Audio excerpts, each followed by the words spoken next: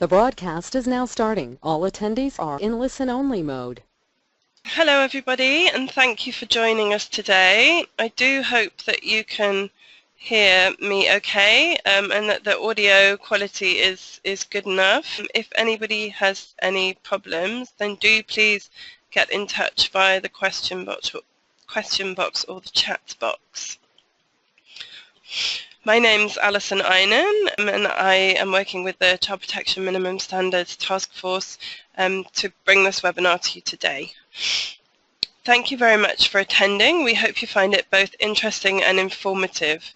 Organised by the Child Protection Minimum Standards Task Force of the Alliance for Child Protection and Humanitarian Action, we hope to further disseminate and highlight the key findings and recommendations from the review of dangers and injuries in humanitarian action, and to encourage others to use and mobilise support for its recommendations.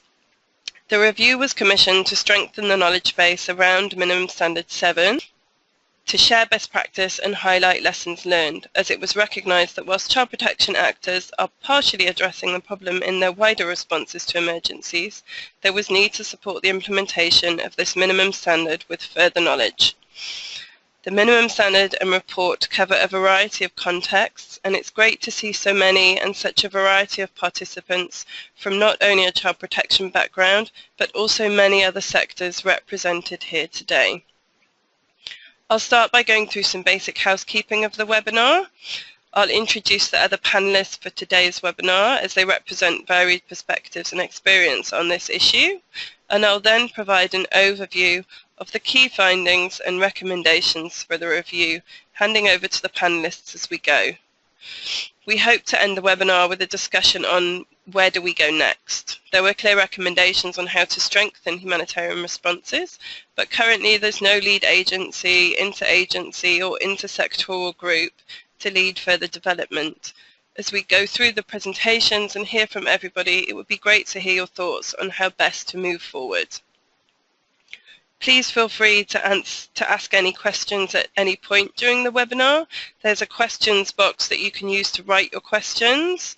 We hope to answer as many possible, but given that there are many participants on today's call, if we don't answer them, then we will endeavour to do so afterwards. We hope to have enough time for discussion too, so if you have any directly relevant points or experience on one of the issues raised, then please do raise your hand, submitting a brief explanation of what you would like to share, and we hope to get round to you and answer and listen to your experience too.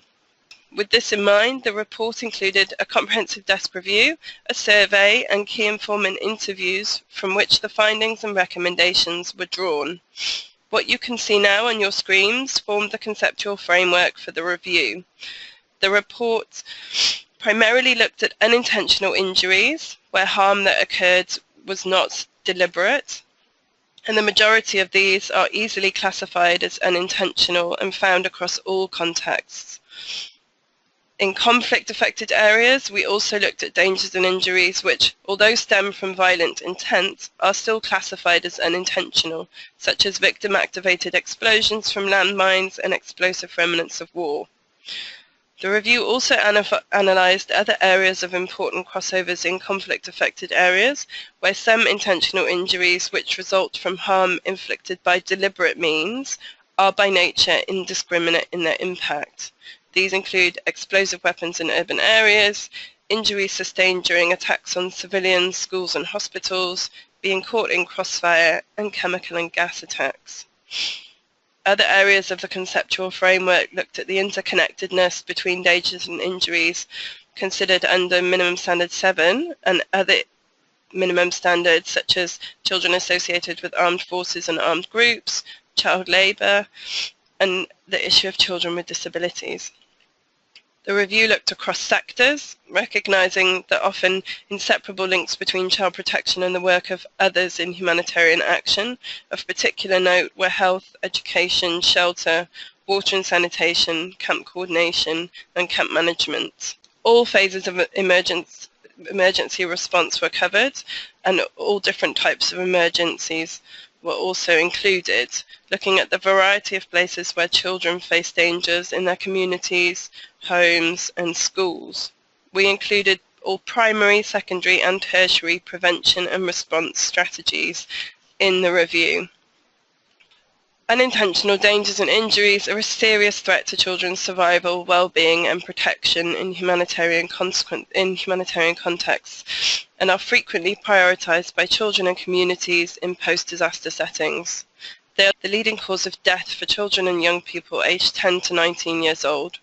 In 2012, more young children and young people died from unintentional injuries than those who died from malnutrition, parasitic diseases, including malaria, dengue fever, and HIV and AIDS combined. With over 3.7 million people dying each year from unintentional injuries, it's a key concern that needs greater attention in humanitarian response. Although the review acknowledges serious deficiencies in data collection during emergencies, it found that children face dangers, are killed and injured as a direct consequence of the emergency, by everyday hazards which are present before and during the emergencies and are often magnified, particularly by post-emergency living conditions and coping capacities, and most worryingly during the interface with humanitarian response set up to help people to recover. The review found that children are highly vulnerable in emergencies. Conflict increases the likelihood that children are killed or disabled by fighting, landmines or other remnants of war because of their smaller size and earlier stages of development. And in many sudden onset emergencies caused by natural hazards, children have also been more likely to die than adults, and when injured suffer serious fracture, soft tissue and crush injuries. Slow onset disaster and protracted crisis, which affect families' livelihoods, lead to significant changes in childcare and livelihood practices, which place children at risk of injury and death. However, the nature of injury was found to vary considerably according to age, sex, the region in which children live, and the level of income within the family. It's therefore vital to understand the pre-crisis context, as it is believed that the main causes of mortality in children during emergencies can usually be the same conditions that cause morbidity in non-emergency times. Over 90% of all injury-related deaths in children occur in low and middle-income countries. In many countries frequently affected by conflict and natural disaster, injury rates recorded by the World Health Organization are already high. For instance, in the Democratic Republic of Congo, unintentional injuries are the second biggest killer of children between the ages of 5 and 14, second only to diarrheal diseases. Similarly, in Pakistan and the Philippines, unintentional injuries are estimated to be the biggest killer of children between the ages of 5 and 14. Childhood injury is a major public health and social concern which overburdens already stretched social services and healthcare systems responding to emergencies, and the situation is set to get worse. By 2020, it's been predicted that injuries will account for 20% of all ill health in the world.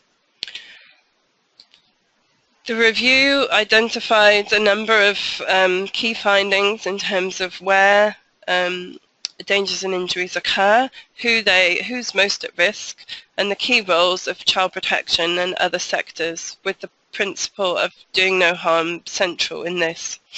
Crude analysis of previous child protection rapid assessments showed that in and around the home and along children's journeys to school or markets were the most dangerous places for children in emergencies. Children particularly at risk include those in conflict settings, children who have become refugees or are displaced, children who are unaccompanied or separated, child labourers, living on the streets, children with disabilities, or children whose parents or caregivers have drug or alcohol addiction. Factors such as understanding and knowledge of local dangers, reduced adult supervision, existing practices in relation to child safety, low levels of education and the age of a child all had a significant role to play. A range of actors and sectors should also be involved in efforts to prevent childhood injury in humanitarian settings. However, this research found overall leadership to be variable or lacking. Child protection actors have a unique role to play. They're able to mainstream a response through a range of child protection services and activities such as case management, referral mechanisms, psychosocial interventions, child-friendly spaces, and community-based child protection. However, in many places this has not been the case, and response was often dependent on individual expertise or knowledge, with the exception of mine action. The review highlighted interesting perspectives on what the role should be, with important role of other sectors who perhaps have more influence over some safety issues such as road and fire safety. It was acknowledged that whilst child protection is central, other actors do play a significant role in putting in place some of the key mechanisms to prevent injuries. The issue of do no harm was a significant issue of concern. We found a worrying lack of consideration for children's physical safety in the design and implementation of humanitarian activities, which in a number of instances has led to the death and injury of children and or their parents. Preventable incidents from road traffic collisions and poorly built temporary structures for services contribute to dangerous living conditions for children. As well as being taken more seriously by donors and organisations as a whole, we need greater individual reflection and responsibility to consider safety in our humanitarian activities. The role of education in delivering life-saving preventative messaging was highlighted. Schools have extensive reach into the community which can be utilised. Health services and workers have a key role to play in preventing child injuries and caring for those who have been affected, as well as collaborating in data collection, assessment and injury surveillance. The issue of unintentional injuries needs to be granted more prominence amongst health actors, considering the impact of injuries on children's health, long-term disability and overburdened health systems.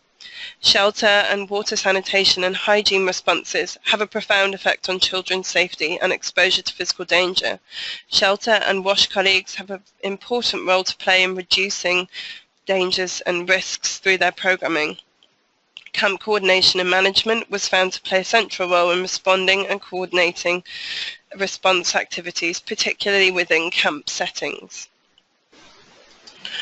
The review identified 8 core strategies for prevention and response. Including prevention in dangers and injuries into disaster risk reduction and preparedness activities is vital, not only well in advance of an emergency, but it's also important for ongoing responses to understand how children were injured in the initial event and to incorporate this into further prevention efforts after an emergency, for instance after an earthquake or typhoon. There are also great strides being taken by education colleagues in addressing physical dangers in education interventions which child protection practitioners can learn from. Advocacy and awareness raising was identified as a core component of child protection and injury prevention programs. It must include life-saving messages as well as informing children and their families of how and when to seek treatment. This was found to be missing in a number of emergencies where these kinds of messages were not included in child protection efforts.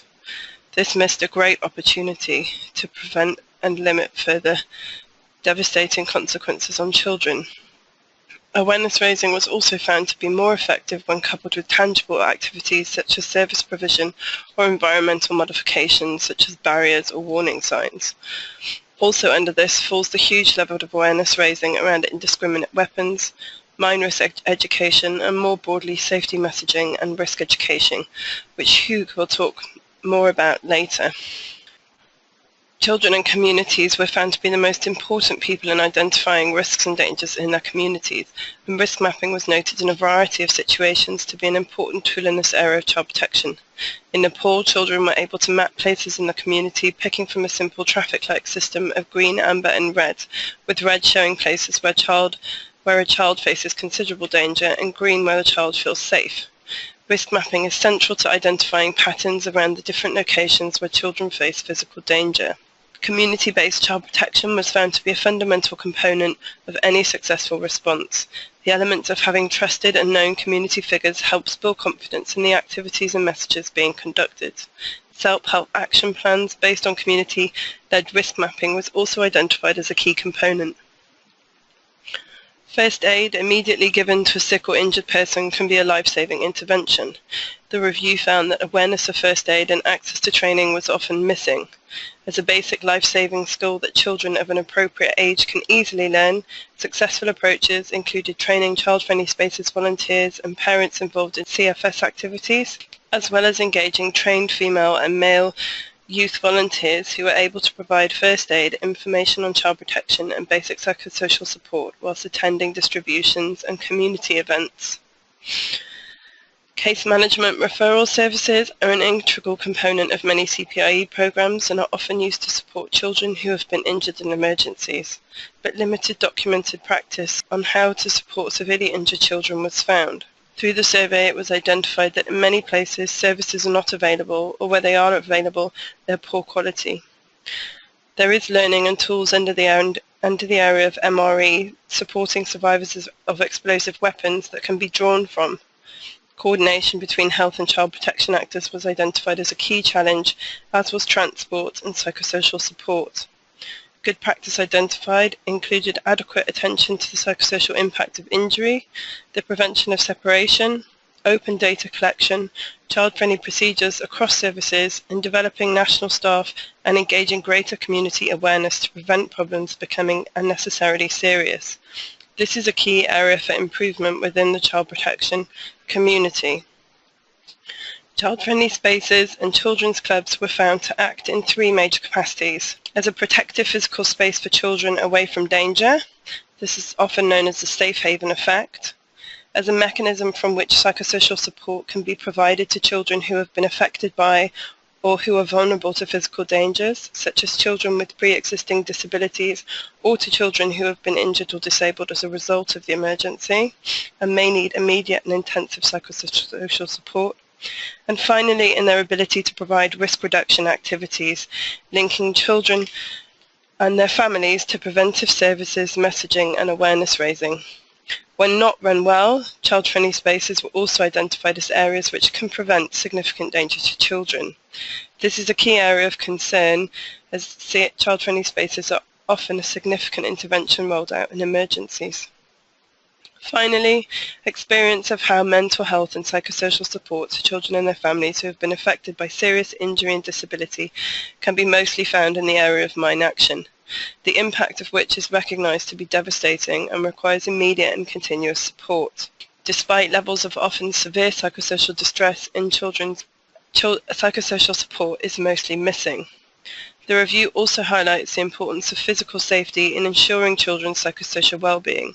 As one key informant reported, children are not going to feel safe after an earthquake if they think the furniture is going to fall down on them and they haven't learned practical steps such as fixing furniture to the walls. There is a clear interface in this area with many child protection interventions that need to be strengthened. Moving on to the recommendations of the review. This issue needs more recognition, not often seen as an equally important issue compared to other child protection and public health concerns. Given the severity and numbers of children unintentionally killed each year, it needs greater attention amongst humanitarian actors. Better coordination is needed. There is currently no lead sector or agency for this issue in humanitarian settings. This piece of work has been undertaken by the child protection sector, but how we strengthen coordination at the global level is yet to be planned. Coordination at the field level should focus on establishing or strengthening functional data collection and monitoring systems, sharing information to inform programming, as well as awareness raising, advocacy, referral pathways, and preventative strategies. The issue of do no harm is something that sits with individuals, organisations and donors. As individuals, we need to take greater responsibility to act upon dangers when we see them, when we get in a vehicle and when we conduct our programming. Organisations need to ensure this issue is taken seriously in programming, and donors need to provide adequate funding to allow organisations and individuals to carry out their activities safely. The fact that children are killed and injured as a result of humanitarian programming is not one that is acceptable, given the many injuries are wholly preventable.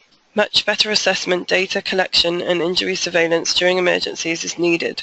This is a core component that is often missing. How and when children are injured is often dependent on their age, gender and location, so when data collection includes physical dangers and injuries and is inadequately disaggregated, it's not useful enough to identify particular risks and target prevention activities. Taking an all-hazards approach when designing assessment frameworks is important, and understanding the pre-emergency context can help programs quickly react to likely hazards. Disaster risk reduction is absolutely essential. The time to teach is before. There's so much that can be done in advance in terms of first aid, in terms of teaching people how to make their houses and communities safe before disaster strikes, and also in terms of teaching children core life skills and safety skills. It's also vital that post-crisis information on how children were injured is used to strengthen further preparedness and DRR efforts. One of the core recommendations is that this shouldn't be a separate stream of work, and it should be mainstreamed into all humanitarian activities, child protection programs, and the interventions of other sectors. The review has many tips and examples of where this has been done. Child protection actors should improve the mainstreaming of this into their child-friendly spaces and psychosocial programs, awareness raising, community-based protection, and for particular groups of children who are perhaps involved in risk-taking behaviour, start addressing this. In addition to this, support for children who have been seriously injured or are disabled needs to be strengthened as a priority at-risk group, particularly case management and psychosocial support and rehabilitative services. Further research is needed on the impact of newly acquired disabilities on children in emergencies. Children, parents and community members are best placed to identify and respond to many physical dangers in their communities. Their capacity to respond needs to be assessed, and their involvement, particularly of older children, community leaders and parents, needs to be sought. Practical, cost-effective risk reduction strategies and safety measures need to be invested in. Awareness raising, supporting children to develop life skills in this area, and response services for disabled and injured children need to be strengthened. Interventions like much humanitarian assistance needs to be targeted by age and gender. Key informants often reported that this was an issue that they wanted to do more about, but that they didn't have the time or resources to do so.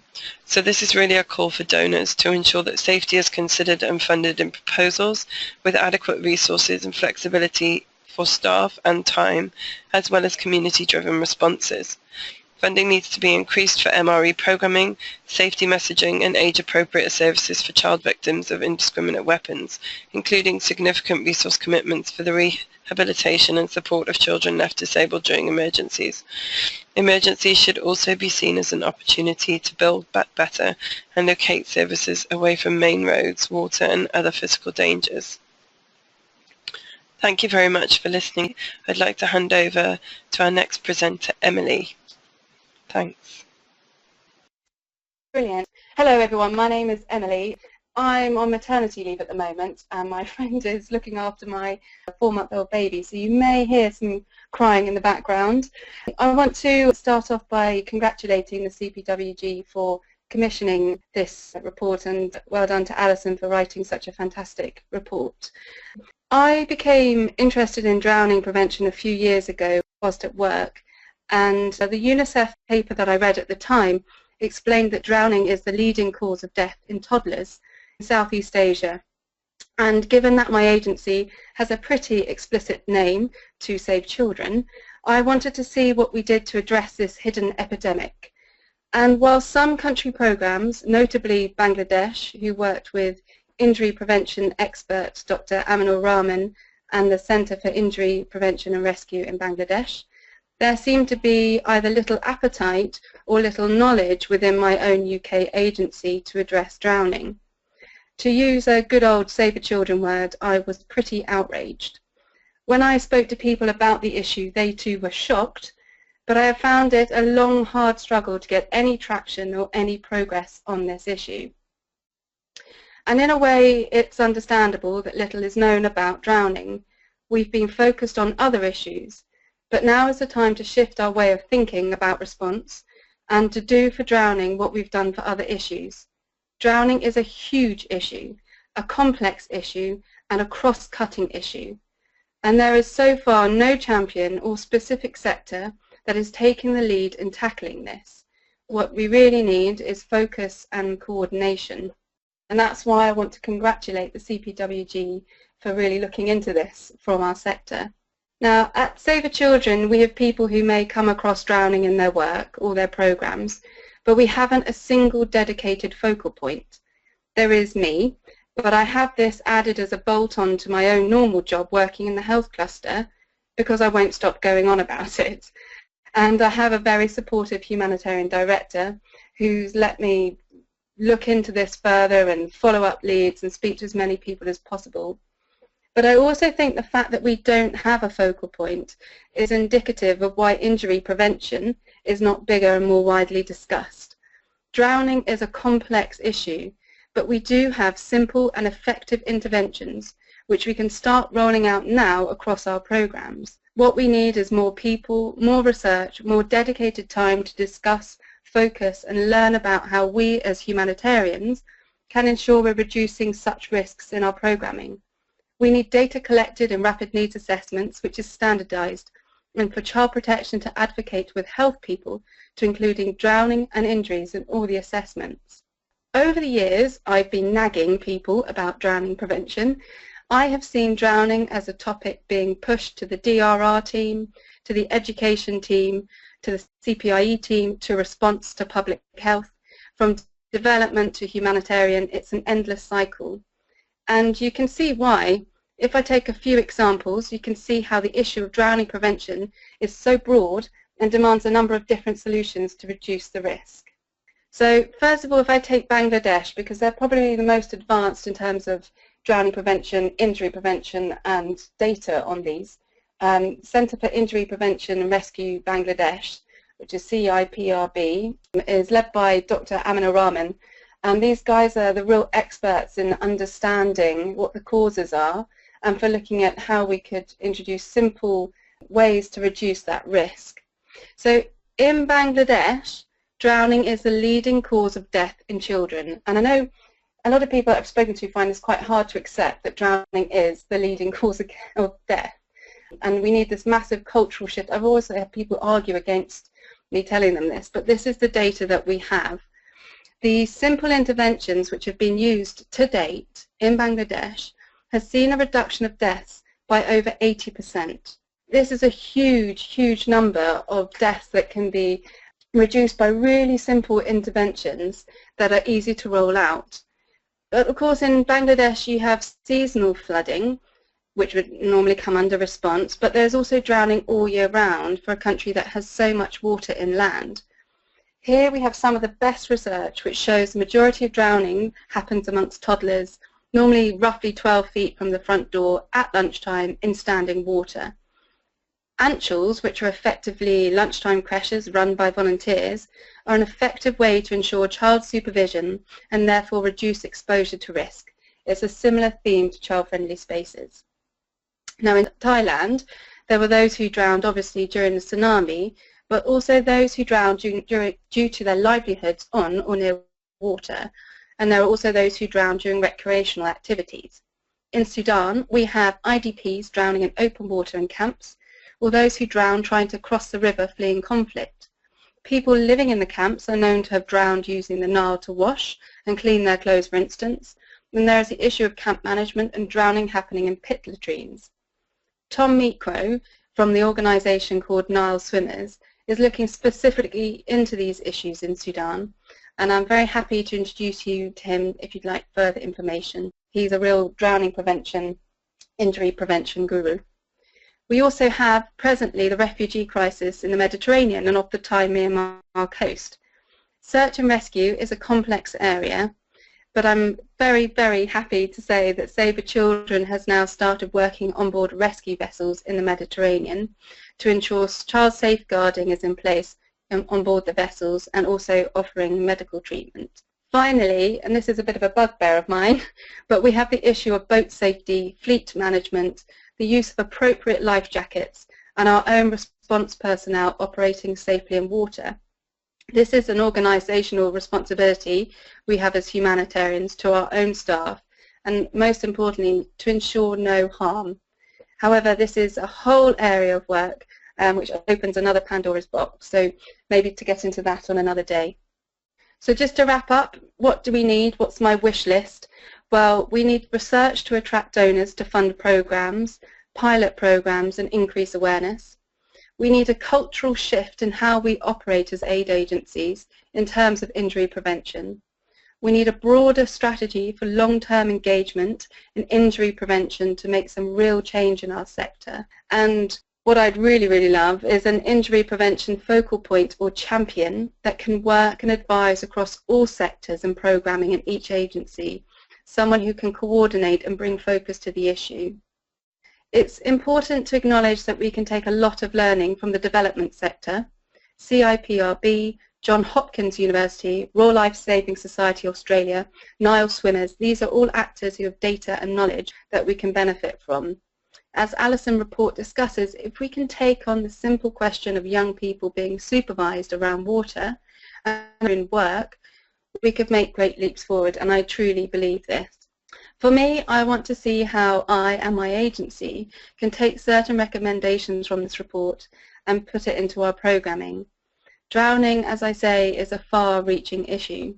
I have learnt a huge amount over the years, but have a huge amount still to learn. So just to say again, thank you for commissioning this incredibly important document, and I do hope we can galvanise some support to really move forward with these issues. Thanks, Emily. Thanks for that interesting presentation. I wondered if there's any questions for either Emily or for myself. If you do have any questions, then do please pop them in the box, write them, and then we'll endeavour to answer them as we go through. If there are no further questions, I will hand you over to Hugues, who is going to talk to you about the experiences from UNICEF. Thanks, Alison. No problem. Yes, I hope you hear me, and I hope you can see my presentation on the screen. Hi, everyone. Thank you, Alison, for organizing this webinar, and thanks also to the Child Protection Alliance for this review and this webinar, and also for promoting these minimum standards, particularly those on dangers and injuries. It's a very important topic for I think all child protection actors and for UNICEF as well. My presentation will focus on indiscriminate weapons, namely landmines and explosive remnants of war, sometimes called ERW, and we will take stock of where we are in our sector in terms of child-focused prevention strategies. As you can see in this first slide, we have children, but also examples of explosive remnants of war that you can see in the slide. 60% of all ERW, explosive remnants of war, casualties are children worldwide, and it's particularly the case nowadays in Libya, in Yemen, of course Syria plus, Nigeria plus, and many other countries. About 80 countries are affected by these devices and by landmines. The first thing will be to share with you how our sector is organized, and this slide is very convenient for that. We have actually 5 pillars that compose this sector, and they are all about different types of prevention. The most well-known pillar for Marine Action is clearance, and it's about removing landmines and explosive devices from the land. It's about clearing the contamination, while the blue pillar is on risk education, which is more about dealing with, not with the land, but dealing with people, particularly children and their communities, to change behavior. Actually, this is the objective of this pillar, is to change behavior of people, to help them manage the risk, so then to prevent incidents. These both pillars are totally dedicated to what we call primary prevention.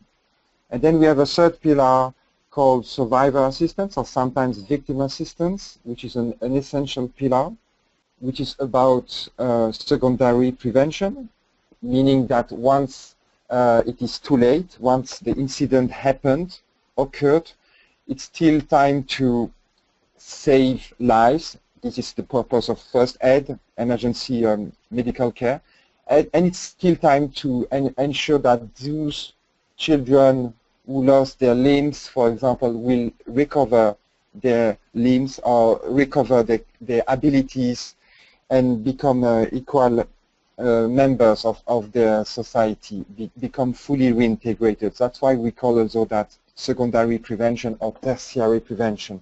Tertiary prevention is more for the long term. And then we have a pillar dedicated to advocacy. That's advocacy for the Mine Ban Treaty and many other IHL, international humanitarian law instruments that are dedicated to conventional weapons, to indiscriminate weapons. It's also advocacy for mine action itself. It's also advocacy for example, the application of the core commitments for children in emergencies. One of the core commitments for children in emergencies is entirely dedicated to mine action. And then we have a fifth pillar which is dedicated to the destruction of stockpiles of landmines. This is one of the obligations of the Mine Ban Treaty, and it's itself a pillar. It's about stockpile management and destruction. All these 5 pillars have the same goal. Basically, there are 2 goals. One is to save lives and limbs, to save people, to reduce the numbers of injuries, while the second one is more about releasing the land to the communities so they can use their land for agriculture, etc. So we have a twofold goal. One is fully humanitarian and one is almost fully dedicated to development. This is how mine action works, and as you can see, we have a basis, and the basis for us is evidence. To make sure that all these pillars work together towards the same goal, we need a strong evidence. We need data, and this data, it's one of the recommendations that Alison highlighted earlier. This data comes from different surveys. For example, for risk education, we organize CAP survey, knowledge, attitude, practice surveys, and many other types of surveys. But the key lessons learned that we would like to highlight for our sector is that injury surveillance is probably the weakest part of this basis for all these pillars, meaning that we don't use enough national injury surveillance system to guide our programming for mine action. There's also a perception that injury surveillance is dedicated to survivor assistance, which is not true. It's partially true, but it's not only dedicated to survivor assistance. Injury surveillance can be used for all mine action, and I will come to this later. Actually, this slide is applicable not only for mine action, it could be considered for any child protection issues when it comes to injuries. Injury surveillance informs us about who are the victims, about the magnitude of the issue, how many victims we have, about where it is happening, which part are affected in a given country, which part of the region, which communities are most at risk, why it is happening, what is really happening, the nature of each incident.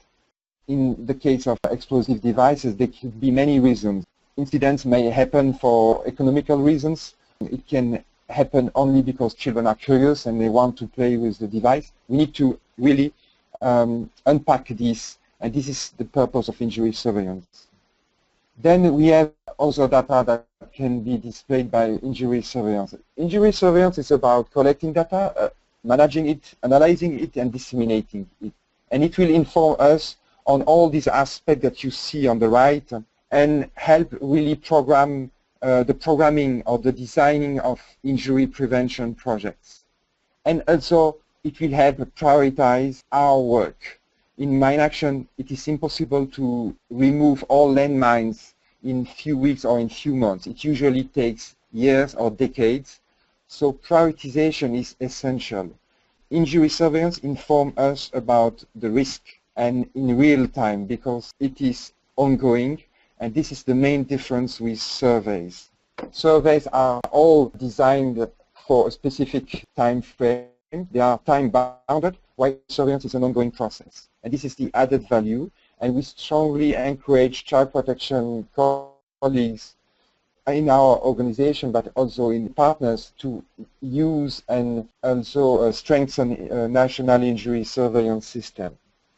What happens is that when we visit hospitals, recently I was in Chad, what happens is that we realize in many countries, not only in Chad, the data is not disaggregated. It's disaggregated when it comes to disease, but when it comes to or communicable disease, but when it comes to injuries, it's usually not disaggregated. There are a few exceptions, like Eritrea, like Cambodia or Sri Lanka, who have strong injury surveillance system, but these are still exceptions. Then one point on the pillar that I mentioned earlier, which is a central pillar. We recently, in 2016, released a document on child-focused victim assistance, and it's an opportunity for me to advertise this important document. We have very few literature on this topic. It's one of the few organizations who did develop this literature, but we wanted to develop guidance for all partners and all of our colleagues on these issues. Why it is so important? Of course, it is important because children are the first victims of explosive remnants of war, but this is not the main point. The main point is that children are different from adults. They are not even small adults. They require specific services, specific support. There are physiological reasons and also psychological reasons that explain why children are different and require different support. And also children are not an homogeneous group. Within this group, we have various subgroups that are very different one from the other. A child less than 5 requires different needs compared to a child above 6 or a child above 11, an adolescent. So all this guidance is, I encourage you to look at about this guidance that is available online, and we will share later the link for that. But this guidance, despite the title, is not only useful for our sector, it's useful for all type of child survivors and all type of child-focused victim assistance. All the lessons learned and the recommendations are not limited to our sector. Finally, I will conclude this presentation by a few lessons learned, and I will go quickly through this. We need in our sector to strengthen our mine risk education training, particularly training and knowledge management, and we work on that. We would like to standardize these trainings and make sure they are promoted. It is needed in our sector. Injury surveillance, I don't need to repeat what I said. It's, I would say, one of the weak part of our sector, and we need to work on that. We need to break down the silos. It is true in our sector. The different pillars do not work together as they should. So that this is important. And perhaps it is important for our topic here, injuries, because I think in the health sector, with health colleagues, we realize that our health colleagues are often not working really on injury prevention. They focus on communicable disease and also disease, but not necessarily on injury prevention. And this is one of the silos that we should break down. We need to strengthen our results framework. Theories of change are not used in our sector, not often, not enough, and we need a strong theories of change as well.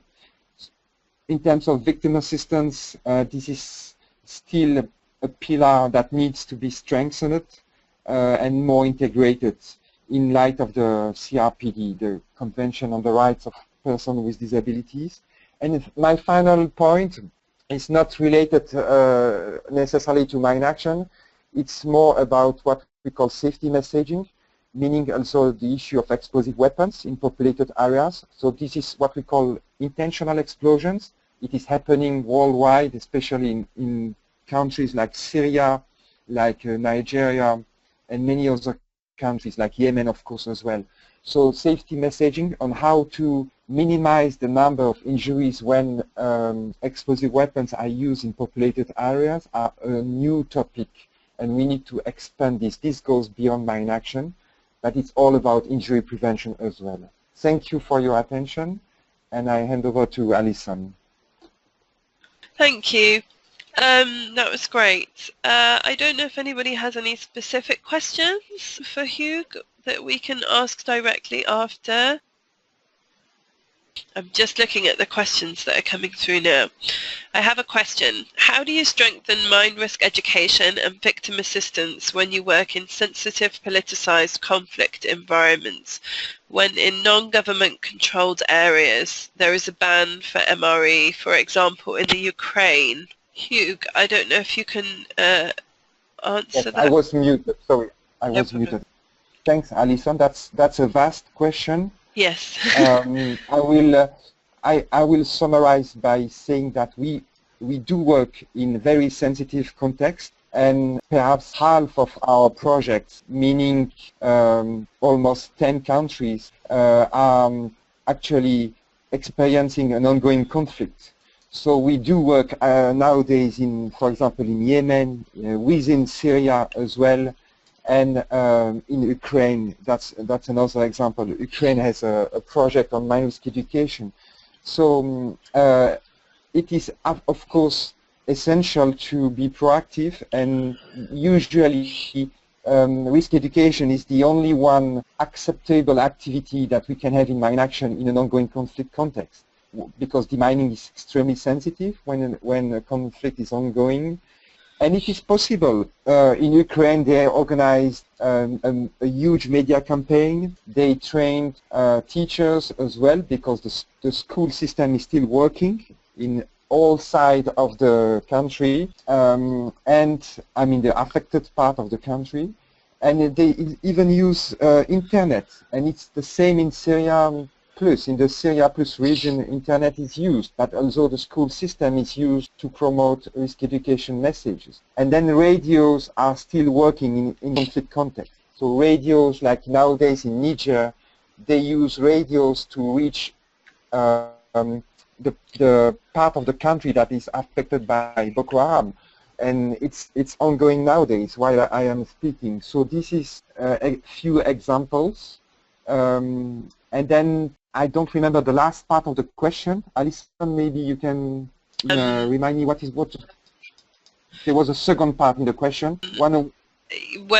How do you strengthen mine risk education, victim assistance when you work in sensitive environments, when in non-government controlled areas, when there's a ban for MRE? Yes, so that's an extreme case. There are examples where MRE can be banned. In this case, that is actually very rare in our experience, but it might happen that MRE is extremely sensitive. My example is Myanmar. A few years back, MRE was banned. And since the authorities claimed that there were no any mine problem, there were no need for mine victim assistance. These two pillars were banned de facto. So this may happen. In this case, the only pillar that we can work on is, of course, advocacy.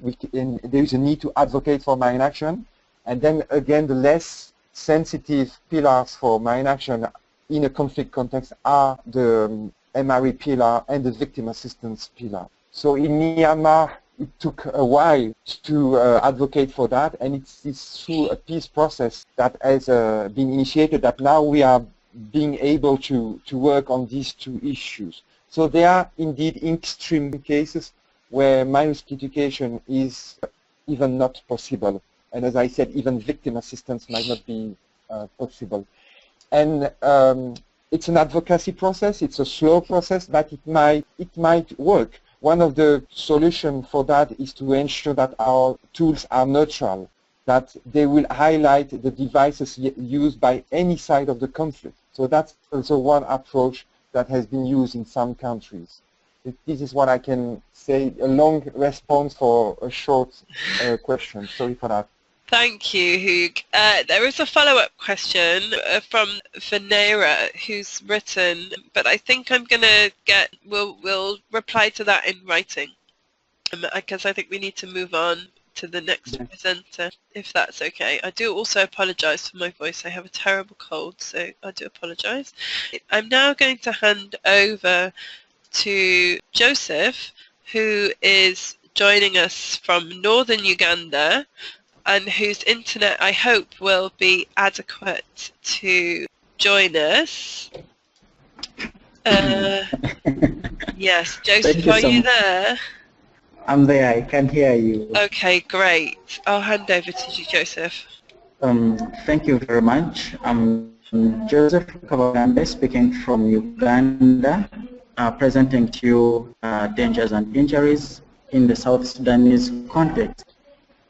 To begin with, as you can see, those are some of the drawings, the moldings that the children are doing in South Sudanese settlements, where we are engaging them time and again to see that we try to overcome some of those injuries that are currently taking place now and then every hour. In the Ugandan, in the settlements, what has been taking place is that when the refugees arrive, when they arrive in Uganda, they are received and are taken to a reception center. While at the reception center, these people are supposed to get concrete information on what has been the situation in the settlement, what has been the situation at the reception, and where to access more services and or where to go in case of anything. But the scenario is somehow different. When they are at the reception, the information they get is totally different from what we have been doing. They are only given information regarding where, when to get food, where to get food, when next distribution take place, and so on. During arrival, refugees are not given information on safety, which should be paramount and of great concern to all of us in the humanitarian response. This is very, very key as regards to providing total safety. We should not look only at receiving and saying they are now safe where they are, and we forget how these small things, as if I may borrow the word that people use, core safety concerns include road traffic injuries related to heavy traffic of goods and services for the refugees, and traditional cooking practices which place young girls at risk, burns from fires. The scenario here is looking at the culture of the refugees here, the South Sudanese. An elderly person, let me say a man, is not supposed to cook for himself when there are young girls passing or young girls in the vicinity, in the neighborhood. So what is usually done is that they are called upon, the girls are called to come and prepare food for the old men, and in that process, that is where we tend to get a lot of burns, cooking oil pouring on them, hot water, and so on, because they are not initiated into the system. They believe by encouraging them to cook, they are learning from that, which is not the scenario. We have also got unattended children left when parents move back and forth to South Sudan, and these are unaccompanied minors and also separated children who are left out at home to attend to themselves. Their parents or their relatives tell them they are going and they will be coming back, which is not the case. So you find that one is unaccompanied, the other time is separated, and in so doing, young girls and young boys have been left alone at home to attend to themselves. And in so doing, because of also not being initiated into how to prepare them, how to cook for themselves, how to avoid danger, you find that they have all messed up with the systems and fires burnt them all over, and that causes a lot to worry for. Urgent response to injury cases can be limited because of rural context. Here what we have done is that the response in the communities is limited because of the way that the setup is alarming, in a way that when these settlements are opened up, all people tend to rush to those very villages to see that they provide services, and in so doing, they don't mind about the people in there. For them, they are rushing to make a saving, and in so doing, they end up colliding with young girls, colliding with young boys who are on the road, either from fetching water or from fetching firewood. So those are some of the things that are taking place in this context that need all partners and all actors to really attend to. What has been our response in this regard? Our response as child protection actors is to see that village health committees have been put in place and work alongside child protection committees and community leaders. These are selected by a committee headed by the settlement commandant, a medical team, those are the organizations alongside health, and then a few personnel from the child protection working group and the local leaders, the refugee welfare team. These guide the process in the community on how to select village health committees who work hand in hand with child protection committees to see that we reduce further harm regardless of whatsoever has taken place. And that is how we have managed to come to attempt that case of ensuring that safety and security is at all times ready for all. Child protection committees have been trained and support many whom injured, many whom are also unaccompanied. Once we have selected these committees, we ensure that they are all taken through their roles and responsibilities to see to it that at all times they're giving support to the community where they are staying. And this is done on a monthly basis to see to it that they are keeping track of whatever cases are taking place within their villages. More so is to let you know that these committees also, when a child is injured, these committees are used. They provide a lot of support in a way that if a child has gotten an injury or a burn, the child protection committees together with the village health committees, one person is selected to immediately take the child to the hospital and ensure that first aid is given to the child, that is the CPCs, in case the village health committee person is not around. Once first aid is given, then we ensure that a person is sent to come and look for any relative or parents of the child. If no feedback has been obtained, what is done is that a village health personnel within that very village is assigned by the community leader, those are refugee welfare councils, to go and replace the CPC such that he can also go home and attend to his family. So that is how we are trying to see that there is a link between the various committees within the community to see to it that they all come together and provide great support to their own communities. So that link is very important because we are seeing that it is working out here in Uganda, and we hope to keep putting the two, all the structures together in as far as training and creating a rapport amongst themselves. Peer-to-peer support groups and child-friendly spaces.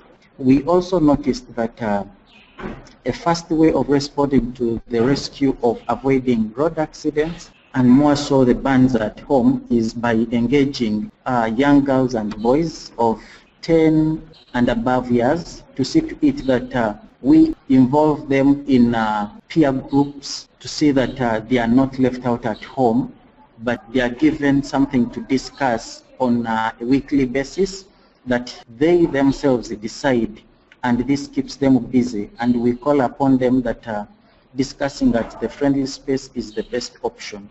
More so, our target is to ensure that when they are coming, they ensure that they come with the young boys and girls, while the boys and girls are inside playing indoor. These young boys and girls are either outside playing football or volleyball or any other game that keeps them busy. And this has also tried to reduce the magnitude of road accidents and burns in the South Sudanese settlements. That is how we've managed to capture the situation. Otherwise, before these committees were in place, it was more worse. Thank you so much. That has been my brief presentation, and I really want to say also thank you for this wonderful piece that you've put together. I believe all of us will pick a leaf from it and see that we put it into practice. Thank you very much. Thank you, Joseph. I hope from all of the presentations that you've seen, it's all brought together all of the key elements of the review, really, in terms of Emily talking about the role of really making this a much bigger issue, that it needs much broader focus. Hugh's talked a lot about the need for greater injury surveillance and assessment data, and Joseph talking about the kind of importance and what you can do kind of at the community level just to integrate this better into the child protection interventions that are already ongoing and planned through things like child-friendly spaces and child protection committees. These are some of the key points to the review, that a lot more can and should be done to address this issue, both by child protection actors and by those in other sectors. I don't know if there's any final questions. I did have one question here from Hamid saying, do you think identifying potential risks in communities and eliminating or decreasing them can be useful before disasters as a measure to reduce child injuries after disasters? And the answer is absolutely yes. There's a lot that can be done as part of DRR and preparedness, both to make communities and homes and schools physically safe, so that when an emergency hits, it's less likely that there'll be dangerous objects around.